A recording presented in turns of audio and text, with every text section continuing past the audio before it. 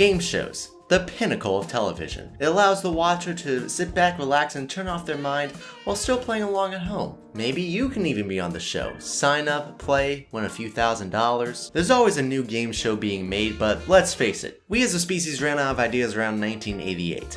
Sometimes you need to rework an old concept and call it inspiration. For some producers, this inspiration was board games that almost everyone has heard of and certainly played. I'm using the term board game loosely. Think party games. You know that one shelf in your house that just has a bunch of games on it and you have to like slowly take them all out and like, you know, make sure it doesn't fall over, and Mousetrap is the load-bearing game because you haven't played it since you were 6. That shelf. Those games. Those games that we've all played. In theory, I think the board game show is a great concept because it can really tap into the idea of playing along with friends and family at home. I watched a few of these game shows over winter break. Some were good, some were bad. I'm going to talk about them, starting with what I think is probably the most popular board game, Monopoly.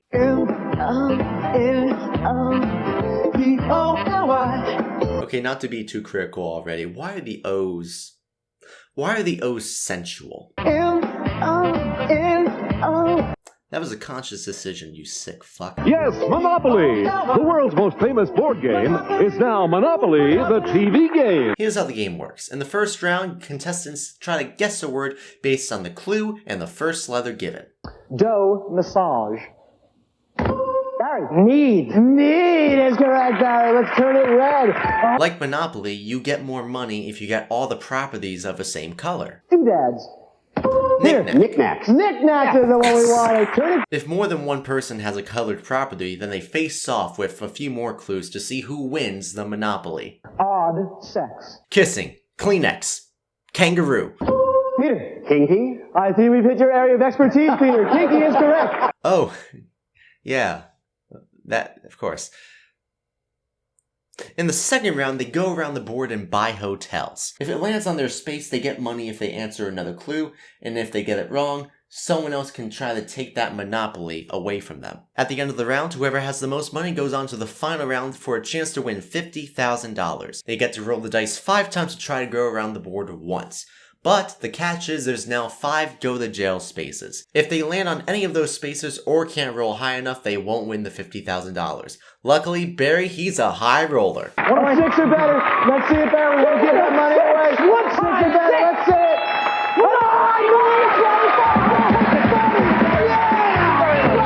it. This show aired in 1990 and it had 12 episodes. Only 12. Which is a shame, actually. This was a fun show to watch. The clues had me playing along at home, and the show had a good pace to it to keep me watching, keep me enticed. I do have a few complaints though, the main one being the scoring. Usually the points are pretty simple in a game show with 2 rounds. The points double in the second round. That's about it. In Monopoly, your final score is all the questions you got right on each property, plus the value of the monopolies you got with each property, minus the amount of hotels you bought on each property, plus the amount of rent you earned on each property, minus the amount of rent you paid on someone else's property, plus the new monopolies you got when you stole someone else's property, plus the money you get back when you buy back your hotels. Also, pass go, collect $200. The scoring's too complicated. The reason Monopoly doesn't work as a board game is because it's way too complicated and no one knows what they're doing, and by the end of the night, everyone's yelling at each other. Usually, we're yelling at each other before the game even starts. No, Michael, you don't get to be the thimble. I'm the thimble. I'm always the thimble! So take a confusing board game where every household has a different set of rules and shrink it down to a 20-minute show, and it gets a little chaotic. The other thing Monopoly doesn't do well is the assistant to the host. Usually a show can get away with trying to have a piece of eye candy on the stage by having her do something. Think Vanna White, she made a name for herself by touching screens and revealing letters. So what does the assistant do? Well, she rolls the dice, of course, but only in the second round. Everyone knows you pass the dice in the final round. Take those lucky dice from Kathy. Pick it up. Let's go, Barry. Big numbers. We're on your side. Let's see something good for you. A 7! Call me crazy. I think the host could have done that. I wonder what the job description was for that. We need a girl, tall, slender, good figure, who has the unique ability to roll foam dice. Starting salary, I don't know, $150,000? That seems reasonable. Even though Monopoly the game show didn't work out, I guess a producer saw it and tried to make board game shows work once more in 1993 with a doubleheader of Scrabble and Scattergories. It's the crossword game you've played all your life, but never quite like this. Scrabble is a game where you make words from tiles, and letters are slowly added to the word to see if you can guess it. It's honestly just a less complicated version of Wheel of Fortune. Sit.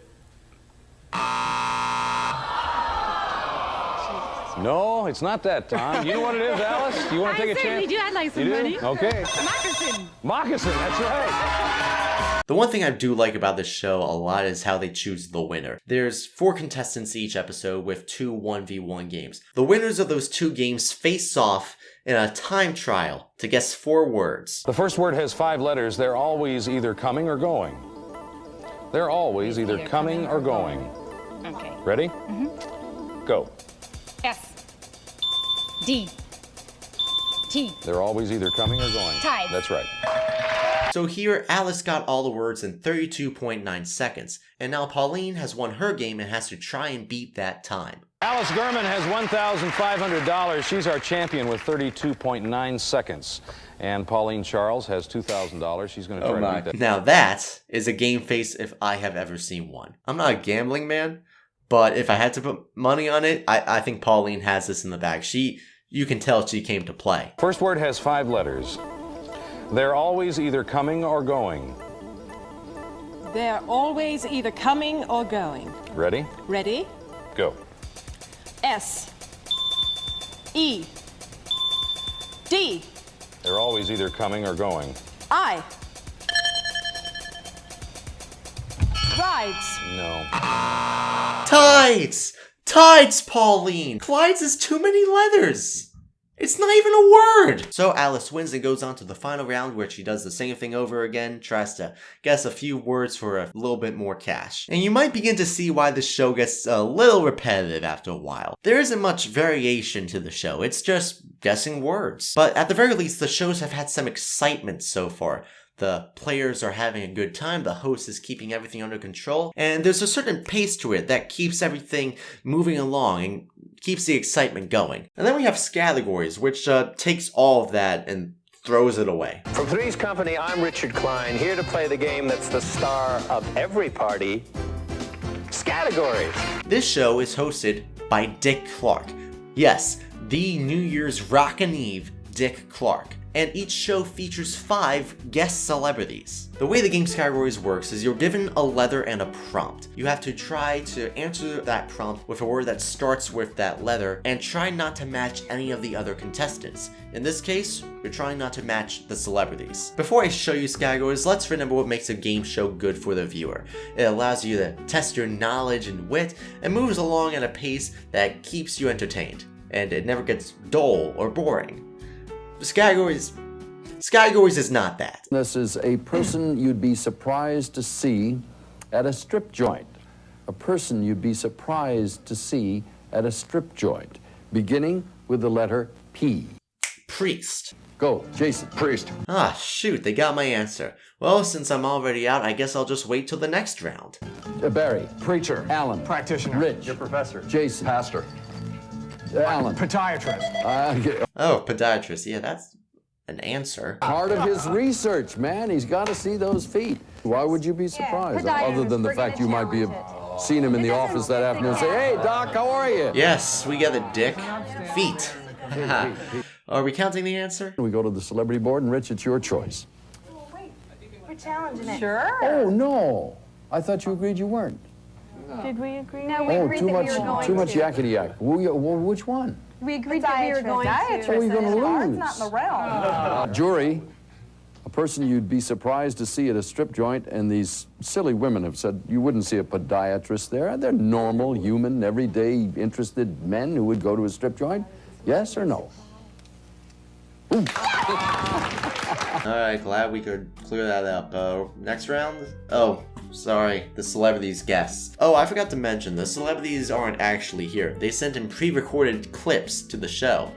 It feels just like a Zoom call, in all the worst ways. Mark, who would you be surprised to see in a strip joint? Well, a strip show. Wouldn't see me there. You know who else you wouldn't see? The Pope. Alright, so all of that plus a commercial break, and we're talking 6 minutes per round. At least what other game shows, there's a new clue or prompt every minute. My mind is being stimulated and puzzled. This show just feels like a drag. It's bad enough I don't even know the celebrities on the show. I'm assuming that's because I wasn't around in the 90s, but there is a certain name value, recognition that they just aren't getting from me. But as if the show wasn't bad enough, it's also filled with moments like these. I'm sorry? Is it my turn? Oh, yeah. Yes, okay. Well, let's try it again. Alan? This is what's called in television land a cue. I point to you, you speak, you say a name, I respond. Okay. Here we go, 5, 4, 3, 2. Alan, and who would you like to go with? Usually a show would cut those little hiccups out to save time, but they had to keep it. They had to keep it because they couldn't hit the mandatory 23 minutes. The final round is basically the same thing. You have to give 2 guesses and try not to match 3 of the 5 celebrities. These are things that put people in a bad mood. Here's Lou Rawls, and the letter is B. Robin. Boyfriend. Celeste. Next letter, Angela. Letter, stop. T, go ahead. The words are all fine, but you move too quickly off the B. They need 5 more seconds to go. Oh, that's what they're talking about, the B. That's my mistake. Can we, you're gonna give them 5 seconds more? Dick, do you know how the show works? You're the host of the show. You would think the New Year's Eve guy would know how to count down a timer. Lou Rawls. Boyfriend and broken bones cause people to have bad moods. What do you say?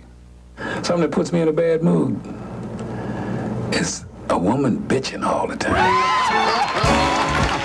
So that's the 90s, but board game shows are still trying to be a thing today. Let's look at more modern shows. Pictionary, a classic game where you try to guess your team's drawings. It's so simple, anyone could play it.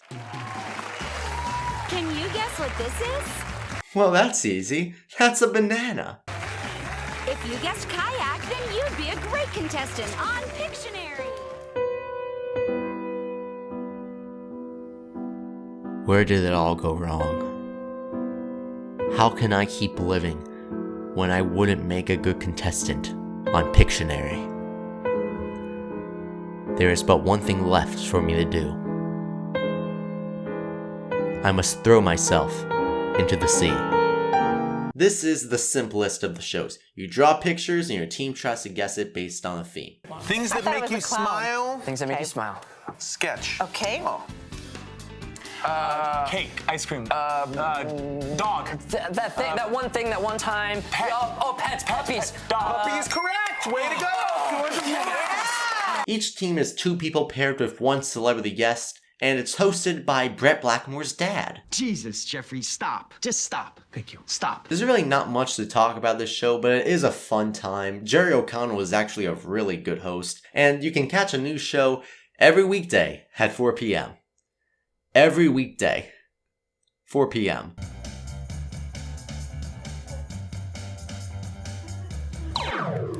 Andrew. Shark. You are incorrect. It was a swordfish. The problem is, how do I say this? This is the show you would watch in a waiting room or on the TV in a gym. You yourself are never going to turn this show on. But if it's on, you might as well watch it. I will say this though, first thing I'm going to do when I turn 21 is sign up to be on Pictionary. Because I have what it takes. I have what it takes. One more show we'll look at real quickly is Wordle, the game show. Now you may be saying to yourself, Wordle isn't a board game. Yes it is. I know it was a while ago, but let's not forget that time period where everyone was trying to cash in on the Wordle craze. Especially because that time period is still going on.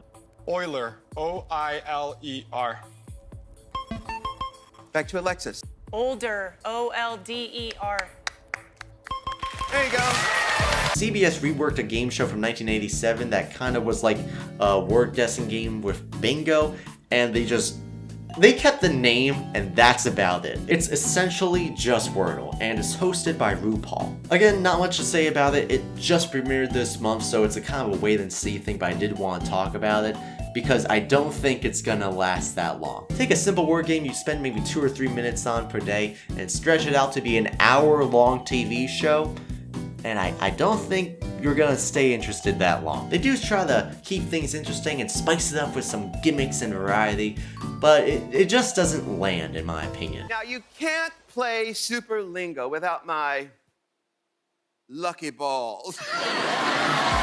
I wish you could feel what I feel. Surprise. Yeah. Gross. I only watched the first episode, there's 3 out right now, but I wouldn't be surprised if every episode is the same with one pair of contestants just steamrolling everyone else. Attire.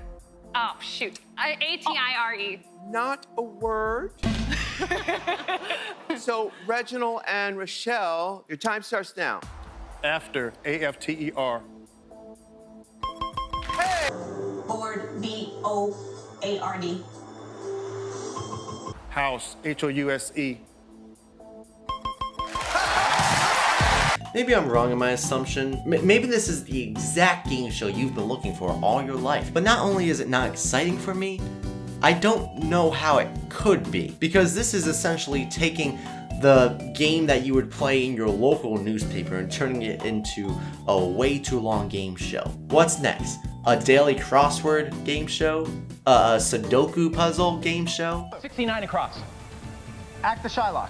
Oh, 3. No, stay on track. We're ending the video. So, board game shows. Not very successful. The show's probably got a good initial viewership just from name recognition alone, but the shows just don't have enough going for them. As a viewer, I just didn't feel as excited to play the game. If you want good examples of game shows, I don't think anything really beats Jeopardy or Wheel of Fortune. I think both of those have mastered what they're trying to do. You have a fast-paced formulaic trivia game and a slower-paced word-guessing game with an element of randomness that never makes the show feel sluggish. Couple that with both shows having memorable hosts, and that's a winning formula for both of them to be perfect for viewers at home. Maybe that's just me, but I highly doubt anyone is putting time out of their day to watch The Game of Life, the game show. For 100 life points, the President of the United States, Kermit the Frog. That was so bad I could not get through it. That's all I have this video. Hope you enjoyed. Now, go, skedaddle, watch another video.